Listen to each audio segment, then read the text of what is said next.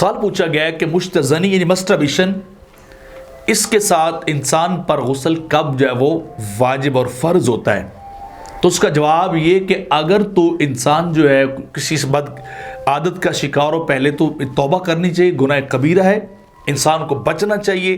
انسان مینٹلی طور پر اور فزیکلی دونوں طور پر جو ہے وہ اس کا نقصان ہوتا ہے، یعنی جسمانی طور پہ بھی انسان نقصان میں جاتا ہے، ذہنی طور پر بھی، اور پھر اللہ رب العزت کی ذات بھی ناراض ہوتی ہے.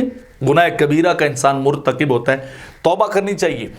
جہاں تک مسئلے کی بات ہے، اگر کسی شخص نے ایسا کوئی کام یا بری حرکت کی ہے، اگر تو اس کو اسی سچویشن کے اندر، سٹیمولیشن والی سچویشن کے اندر شہوت تھی، اس کے اندر اس کا منی کا اخراج اس نے کر دیا ہے، منی کا خروج ہو گیا ہے، تو پھر اس کے اوپر غسل جو ہے وہ فرض ہو گیا ہے. لیکن اگر کسی شخص کو مسٹربیشن مشتزنی کے دوران ایسا معاملہ پیش نہیں آیا، اس نے کوئی حرکت بری کر لی، پھر اس کے بعد جب وہ کافی دیر کے بعد وہ پخانہ وغیرہ کرنے گیا ہو اور اس کی وہ سچویشن نہ ہوئی ہو شہوت والی، بلکہ عام نارملی سچویشن ہو، اور پھر پخانہ کرتے ہوئے کوئی قطرات اگر منی کے نکل گئے، تو اس صورت میں اس پر غسل فرض نہیں ہوگا.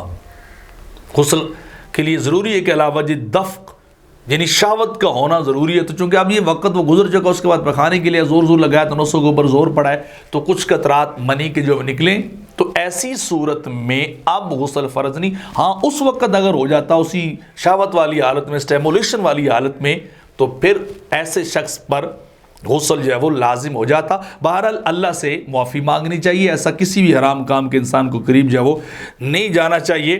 فتاوی شامی کے اندر جو ہے اس بات کو بڑے اسی طریقے سے بیان کیا گیا. ہندیہ کے اندر بھی اس مسئلے کو بیان کیا. الفصل الثالث فی المعان الموجب للغسل وثلاثہ من الجنابہ وتثبت بین احدہما خروج المنی علی وجہ الدفق، جو میں بار بار کہہ رہا ہوں کہ منی کا شہوت کے ساتھ ٹپک کر نکلنا، قوت کے ساتھ اچھل کر نکلنا، وہ سٹیمولیشن کی حالت میں ہو تب ہے. اگر وداؤٹ سٹیمولیشن ہوگا تو پھر غسل فرض نہیں ہوگا.